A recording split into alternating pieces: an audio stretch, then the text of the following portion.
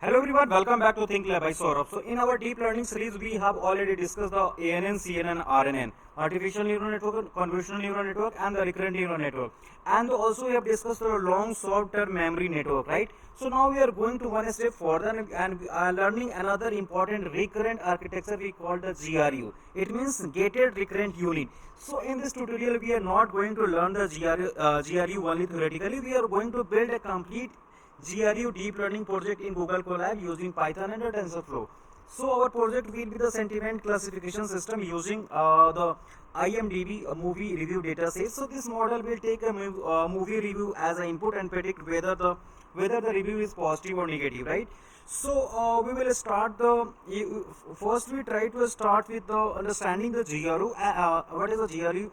And then we load the data set, and after that we will process the text, right?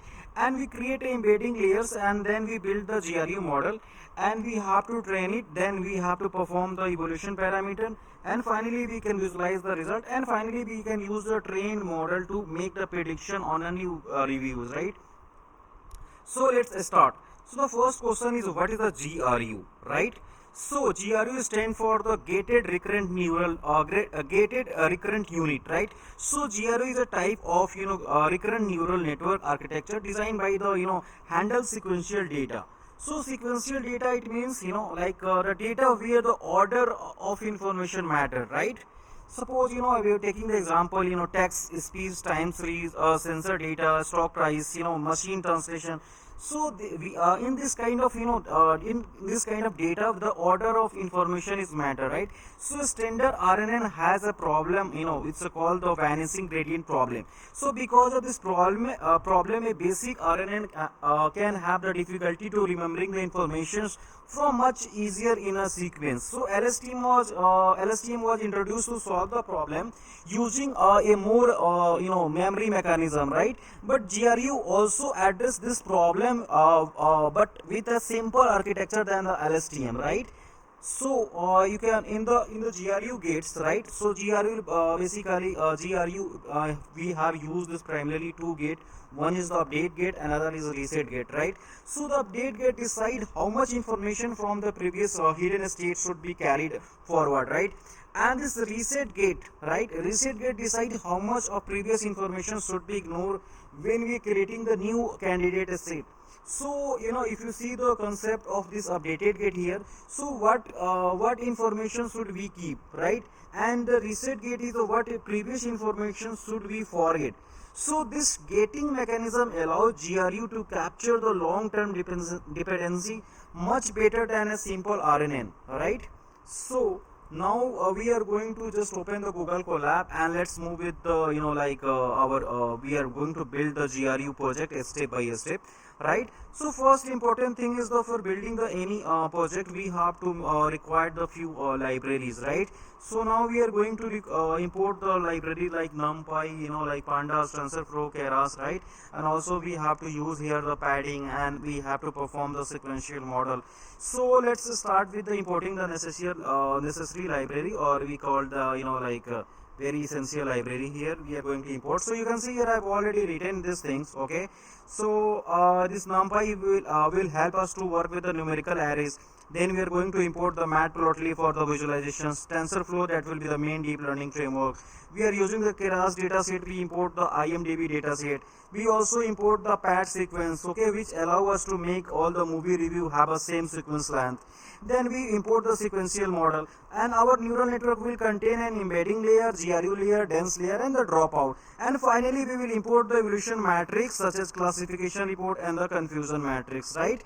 So first we have to run these things, okay? Then after we will check our TensorFlow version, because we are going to import this all the library, so we have to also check the versions of TensorFlow and all those library, right? So now I am going to check with TensorFlow, because this is this in Google Colab, this TensorFlow is pre-installed, right? So when we check this version, so this will useful, because when we working with Google Colab, library can change over the time. So checking the version help us to understand the environment in which model we are running, right? So sometimes we have to cross check it, So for cross-checking, we are writing the print TensorFlow version, and that is a TF version, right? So this code we have already used in ANNs here in RNN. This first things like we have used this TensorFlow pre-processing keras, import the pad sequence, So everything is familiar with all this, libraries, right? So let me check with this TensorFlow. So you can see we are using this TensorFlow 2.20, right? 2.20, right? So now we are going to load the data set here. So here we have to define the number of word, right? Because this word going to keep the most frequent occurring word in our vocabulary. So after that, the IMDb dataset contain the movie review together in the sentiment label. So once we define the number of word, then we have to load our data set here. So we are going to load the data set. So we can see here we are writing the num, that is the vocabulary size. So we are using only the 10,000, this data size here, right? 10,000 word, right? And the IMD data sets contain the movie review together with the sentiment labels. So we are using here xtrain for containing the training review. We are writing the ytrain that will contain the corresponding training labels. Similarly, xtest contain the testing review and ytest contain their labels, right? So when we print the number of training and testing sample, right? So let me run these things. Now we will move to understanding the label here, because that label we have to check the label how many classes are there. So let me run these things. Okay, then we move to understanding the label. So let me run this thing. So you can see here in this data we are going to call this 10,000 vocabulary size. So still, yeah, you can see this we have like 25,000 sample, right? Now we are going to check with the labels, what is how many unique labels are there, right? So we are going to print those label, first 10 label.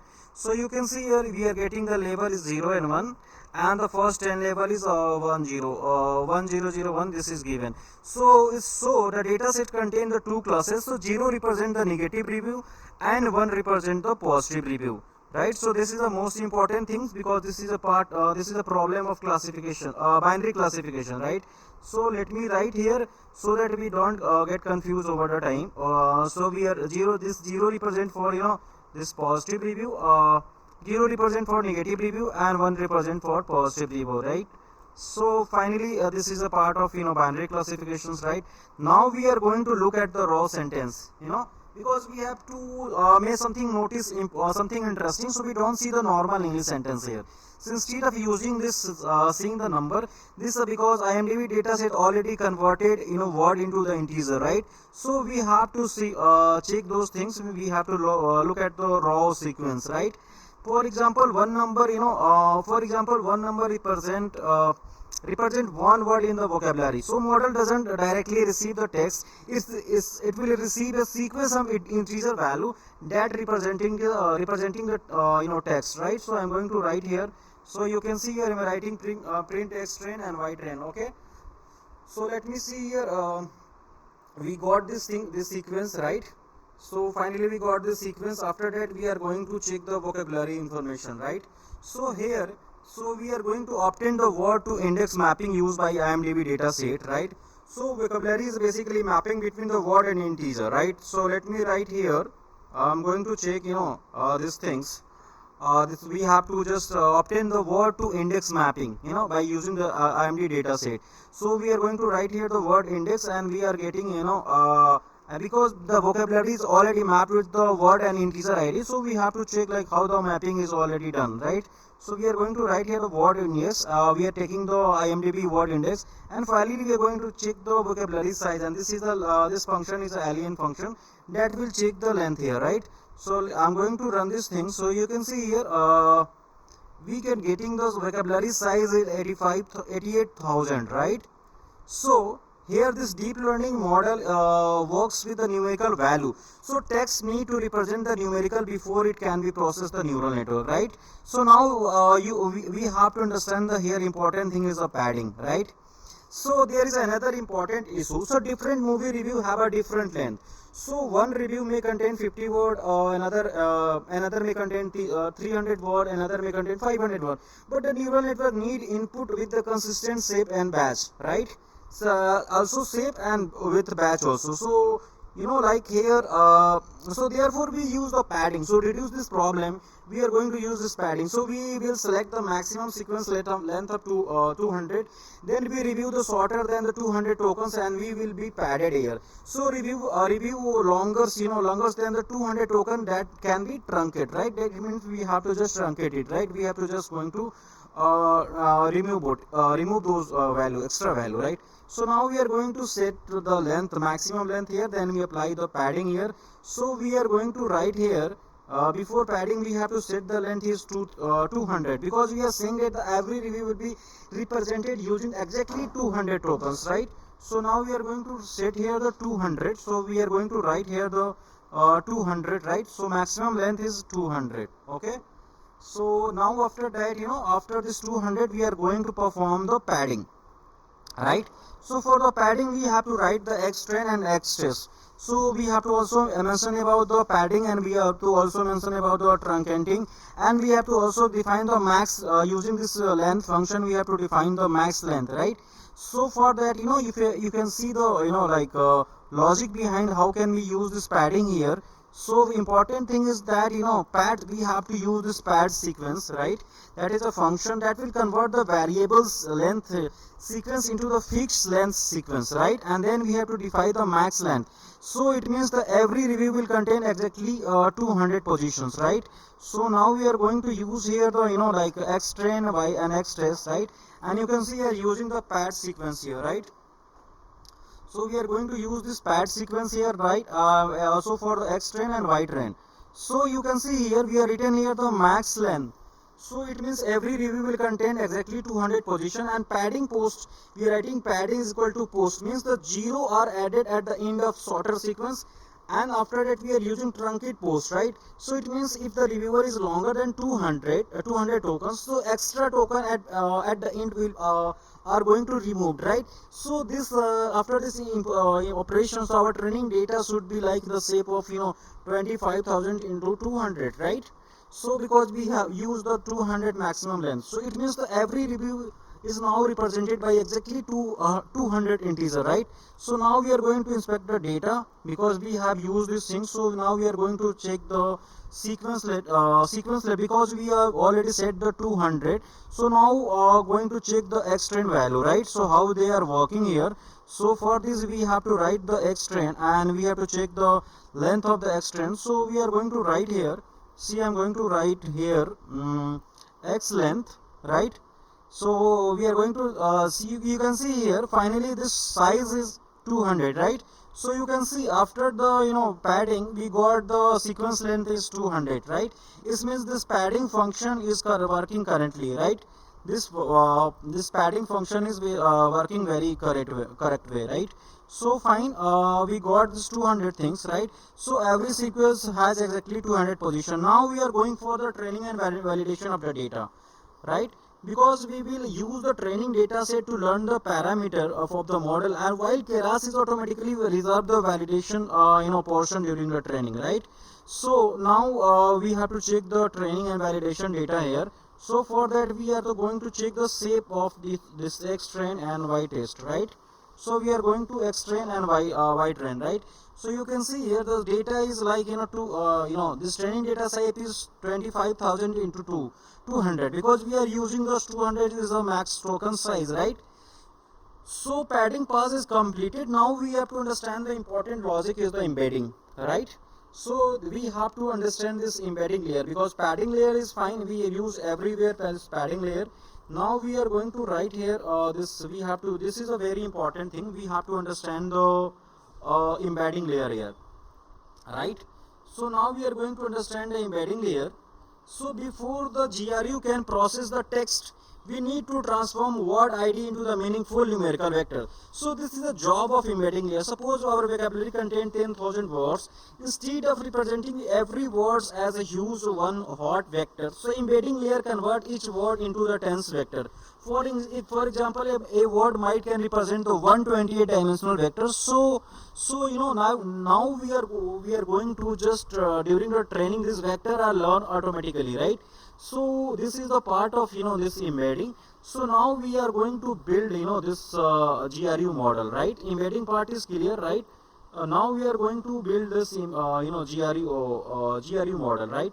So for GRU, building the GRU model, we have required this sequential model, and also we have to see what kind of things we have required for the things. First thing is that we have to use this input dimension we have to given. Then we have to use this embedding, because in this GRU, why we discuss this embedding before GRU, because this embedding will be used inside the GRU model, right? So you can see here how can we use this embedding here. So we are going to build the GRU model. Inside the GRU model we will use the embedding. So I'm going to write the code for the GRU model. So you can see here we are using here, the first thing we are going to use this embedding, right? So we are writing embedding input dim num word and output dim, and after that we are writing is equal to 128 and giving the maximum length here. So input 10,000 means our vocabulary contain to 10,000 possible work ID. Output dim 128 means that every word will converted into the vector containing the 128 number. Input length 200 means every review contain 200 token after the padding. So therefore every review the embedding layer transform one input form, right? So we are writing here the 200 integer. It means that will be converted into the 200 vector of size 128. So conceptually the shape becomes the 200 into 128, right? So after that we can see we are writing the GRU layer. So in the GRU layer we are writing GRU64 return sequence false. So now we have a GRU layer. So the number 64 means the GRU has a 64 hidden state, right? So that's why you can see here, that's why we are writing you can inside this code you will see we are writing GRU64 return false, right?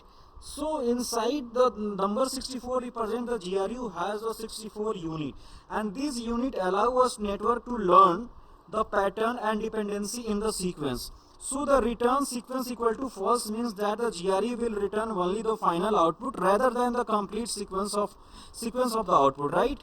So since our final objective is the sentiment classification, so we will only need the final representation of review, right? And after that we are writing the dropout rate is 0.5. So that is the regularization technique. Dropout is a basically a regularization technique. So during the training the dropout randomly disable the percentage of neuron.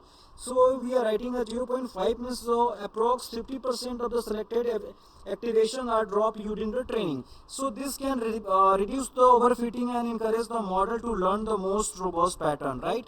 After that you can see we are writing the dense one activation sigmoid, right? You can see here we are writing here after the dropout we are going to write here the sigmoid here. So finally we have one dense neuron. Why only one? Because this is a binary classification problem. So we have two possible outcomes. First one is the negative and positive. So this sigmoid activation convert the output into the value between the 0 to 1. So we can interrupt this value as the model estimated the probability for the positive classes, right? So now after this running this code, now we are going to check we call the architecture. We are going to run the model architecture, right? So first let me run this code, then we will use check the model architecture by using the summary function, right? So you can see here we are going to write here the model.summary here. So we are writing here model.summary. Now we are going to run these things. So you can see we got this architecture, right? So this is the basically architecture for the GRU, right? After that, this model.summary gives us the complete summary of the neural network, right? So that's why we are using here is so each layer the output shape of number of the different parameters, right? So now we are going to just compile the model, right? So for the compilations we have to require the Adam and the cross entropy. So first thing is we have to use the optimizer, right? So we are going to use the Adam optimizer. So Adam is a very popular optimizer, so that's update the model weight during the training, right? So we are going to write here the model compiler, after that you can see here we have to use here the this binary cross entropy, right? So let me write those things here. So here we are going to use this binary cross entropy. So since our problem has two classes, so binary cross entropy is an appropriate loss function. So during the training model try to maximize the loss here, right? So finally we will track the accuracy. So accuracy tells us the percentage of prediction that are correct, right? So after that we have to just train our model again. So we have to use the model.fit and start the training process. Then we have to check the x train and y train. So we are going to just have, and we up to write here the epoch size and batch size here, right? So now we are going to train our model. So for that training purpose we are going to write here this code. Okay, the similar way I have also used this compilations and training in ANN, CNN and RNN, right? And also LSTM. So you can see we have written the 5 epoch. So you can see it will goes up to the 5 iteration. So here x train contain the input sequence, y train contains the output sentiment label. Epoch, it means the model will go through the complete training data set 5 times, and we are writing the batch size is 64, means the model process 64 sample at a time before updating its weight. So and also using the validation split, so it means the 20% of training data will be used for the validation. And the training history is stored in the inside the variable we call history, and we will later use it object to visualize the training and validation accuracy loss, right? So the important thing is we have here we use the two important concepts. One is the epoch, right? So it means one complete pass through the training data set. A batch is a smaller group is training sample process together. So for example, if we have a 25,000 training samples, so our batch size is 64, and the model doesn't process all the 25 sample at once, right? So this process them smaller batches, and after the processing a batch, the optimizer update the model parameter, right? So now after this training, once we complete the training up to 1 to 5 epoch, right? Then we have to just check the visualization of training accuracy, right? So let's wait for the So you can see here it's taking lots of time here. So again we have to use this we are going to just use the GPU here. So we are going to use the NVIDIA T4 here. Once we use this T4 GPU, so the this execution ratio will be high, right? So you can see here now we are going to run all the cell. So you can see when you are going to use the GPU, the cell will going to execute fast, right? So that is the power of hardware in the deep learning or any this AI. If you are going to train the model, or if you are going to just do the fine tuning, so GPU is much essential. GPU play the much more essential roles here, right? So once you see when you use this GPU, so the training will be very fast, right? So you can easily see the you can see the within the minute this epoch this all to epoch 1 to 5 will be going to complete. You can see the speed here, right? So you can just see that we are getting very fast. Within the second this epoch is going to train, right? So that is the beauty of this GPU, right? Once this this training is complete, so then we have to write the code for the visualizations, like we are going to write here. So you can see what is the meaning of this code, why we are going to write this check the different visualization accuracy, because we have to visualize our accuracy change during the training. So first line represent the training accuracy, second line represent the validation accuracy, and both should be improved as a training progress, right? So however, if training accuracy continue increasing while the validation stop improving and decrease can be sign of overfitting, right? If the training accuracy continues increase while the validation accuracy going to just accuracy stop the improving, so or decrease, so that can be sign of overfitting problem, right? So this is the main thing. That's why we try to see like the shape of of the training, right? If the accuracy continue increasing or validation accuracy stop improving, so we can see the model is underfitting or overfitting, right? So for the find a good fit model, so we have to just visualize this graph so that we can avoid the problem of underfitting and overfitting and make our model right fit, right? So you can see here we got the all the epoch training from 1 to 5 we got, and finally we got the 86% accuracy here. Right now we are just try to visualize the graph here. So you can see we are getting the graph. You can see the graph here. So this is this yellow, blue is the training accuracy, and this orange is the validation accuracy, right? So for this here, this is for the accuracy. If in the place of accuracy we write the loss, so it will show the loss, right? So we are going to check for the loss here. So similarly we just write here the loss and training loss here, right? So you can got the loss graph here. You can see this is represent the training loss and this represent the validation loss, right?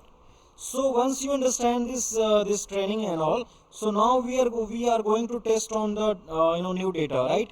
Because we have moved, the most important part is the evaluation of our model, right? We have to check the how the model work on the unseen data. So the model has not used this test level during the training, and this model dot evaluate returns the loss and take accuracy. So this give us to estimate how the well the GRU generate the unseen result, right? So for that we are going to write here, we are going to test on the unseen data. So we are going to write here, we can see here we are writing here test loss, test accuracy, model evaluate, and we are putting here that just check the we have to check the how much we know we got the correct accuracy. So you can see here, so most important thing is the evaluation part. So this here model dot evaluate return the test loss and test accuracy. So this give us the estimate about how well the GRU generalized to unseen view review, right?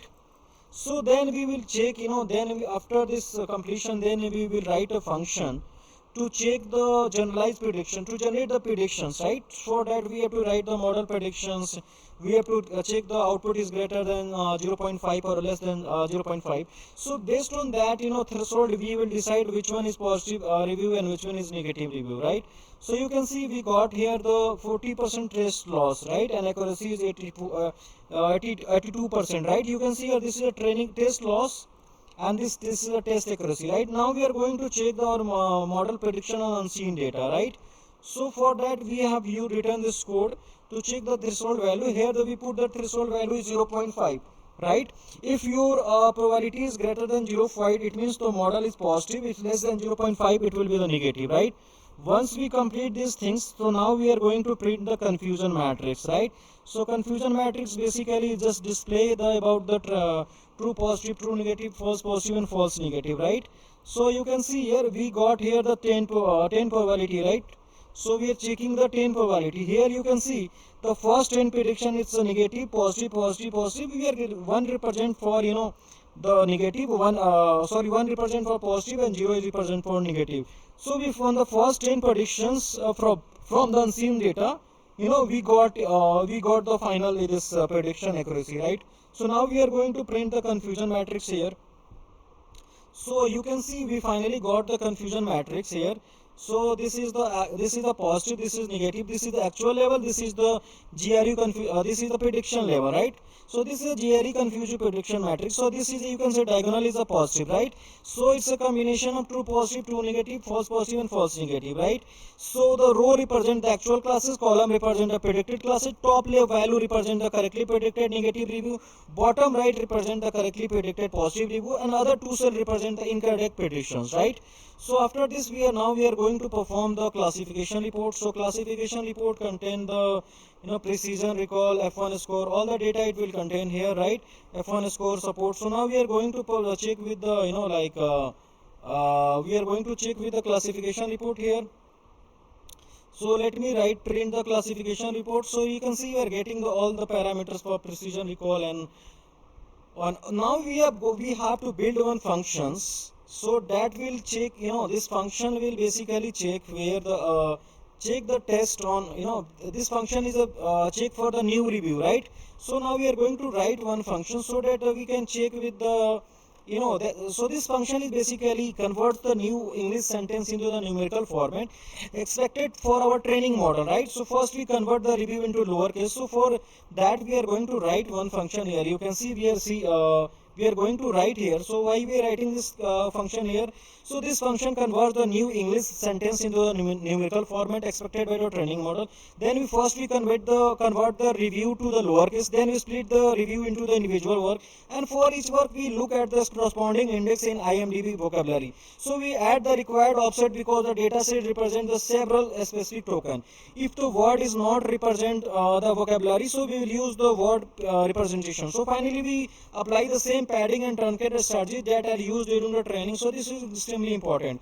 So this pre-processing applied to a new data must be consistent with the pre-processing applied during the training. Now we are going to check. We are write the function again for the prediction, the function that we will call the prediction function. So here we have to this function take the normal English review and convert into the review review representation required by the model, right? And it will set the classification threshold value here. So after that we are going to write here, right, that will check here the threshold value, right? So you can see we are writing here the model passed the probability here, the model produced the probability if the finally 0.5 is used for the classification threshold, right? So now we are going to test our model here. So you are writing we are going to write one review here. So this movie is absolutely fantastic, I really enjoyed it. So now we are going to check the prediction because we are using the function predict sentiment, so we have to check it. So let me write here the code. First we have to run this code here. So now we are going to run this two code. We have write the word index, then we have to define the one function to check the probability here about the positive and negative. Now we are going to write here the word in the very English language, right? So like this movie is absolutely fantastic and I really enjoyed it. So I'm going to write here. So I think it not working properly. So you can see here now I am going to write the movie name here. So we are writing here the pre-sentiments and this movie was absolutely fine. So now I am going to write these things here. So let me run here. So you can see from the 96% probability it's showing it's a positive, right? It means our model is working fine, right? So you can also take the more and review here. You can also use the realistic example. You can also write here like what is the positive or negative. So you can see. Let me use the another example here. So we are writing here the movie was acting was excellent. The story was interesting. I would definitely recommend this movie for So you can see here for this case also we are getting the positive, right? It means the model is working correctly. So now we are going to understand the complete pipeline of GRU, right? So this is a very important thing. We have to understand how the GRU works, right? So we are going to understand the pipeline, right? So this is the you can see here we are using first let's summarize the what happened inside our project. First we text the text. The text represent as an integer sequence because the sequence have already different length. So we apply the padding. So the embedding layer convert each word into a word ID into the dense vector, and this vector processed through the sequential by the GRU, and GRU learn important patterns and dependency from the review, and the dropout rate help to reduce the overfitting, and dense layer produce the final classification report. And finally we use the sigmoid activation function to use the probability between 0 to 1, right? And we convert the probability into the either positive or negative sentiment, right? So now we are going to quickly compare the RNN, LSTM and GRU. So RNN is just a basic recurrent memory, right? So this is a very basic things. The RNN is LSTM is a long-term memory, and GRU is the gated recurrent memory. So basic RNN is in the relative with simple recurrent structure that can be struggled with the long-term dependency. LSTM introduced the more specialized memory mechanism with input forget and output gate. GRU classified this architecture, and GRU combined the sum of the functions into the two main gates. Update gates and the reset gate. So because of this structure, GRU can have a fewer parameter than the comparable LSTM, and it can sometimes than the faster, right? So however there is no universal winner. So whether the GRU or LSTM perform better depends on the datasets architecture and the parameters and tasks, right? So the important question is how GRU work for the text, right? So suppose we are considering the sentence like the movie was not good. So the word not change the meaning of the sentence, right? So the sequential model process the word in order. It needs to maintain the useful information while moving through the sequence, right? So the GRU getting the mechanism have to just determine whether the information should be retained or which information can be forgotten, right? So after that, you can see here. What generally the people do mistake in this kind of GRU. First thing, before finish, let the discuss some common mistake when you're building the GRU models. So mistake one is the no padding. So different sentence have a different length, so batching becomes difficult, right? So you have to perform the padding. Then the data leakage. Never use the test label to train label model, right? Mistake 3 is the inconsistent pre-processing. The pre-processing used for the new review and should be matched with the processing used during the training. And mistake 4 is the like ignore overfitting, right? So here, we have a very high training accuracy. Doesn't mean the necessarily means the model is good, right? And the fifth mistake is using the wrong laws. So binary classification when a sigmoid functions or binary cross entropy is like appropriate choice, right? So always use the don't use the wrong losses, right? So if you check the complete architecture of this project here, so it will look like this, it will be look like this. So let me write here in the form of text here the complete architecture about today's project, right? So you can see the if you see the architecture here, so first we take the IMDb data set here, right? So first we load the IMDb movie review data set, then we work with the numerical representation of text, then we applied with padding so that all the sequence have the same length. So after that we created the embedding layer to transform the word ID into the depth vector. Then we added the GRU layer. Then we use the dropout to reduce the overfitting. And finally we use the dense layer with the sigmoid activation functions for the binary sentiment classification. Then we trained our model and monitor and perform the validation performance. Then we evaluate it on the unseen data. Then we generate the prediction and create the confusion matrix, generate the classification report, and finally tested on the model on the completely new movie review. So this is the GRU is not the theoretical architecture. It can be used for the build the practical sequence processing system and the sentiments analysis. So text also we can use for the text classification, speech related application, and the time series model, right? So this project gave us to complete understanding of how a GRU pipeline work from the data pre-processing to just way of prediction, right? So you can see here finally at the end we are giving the review as a positive and negative, right? So by end of this video, if you found this tutorial is useful, so make sure you like the video and subscribe to ThinkLab by Saurabh and turn on the notification bell. So if you following my deep learning series, we have covered till now ANN, CNN, RLN, LSTM, and GRU. So finally, gradually building our understanding of deep learning architecture theoretically, also through practical projects. So in the next video, we can move into some advanced sequence model, like eventually we can connect this concept in the modern architecture such as transformer.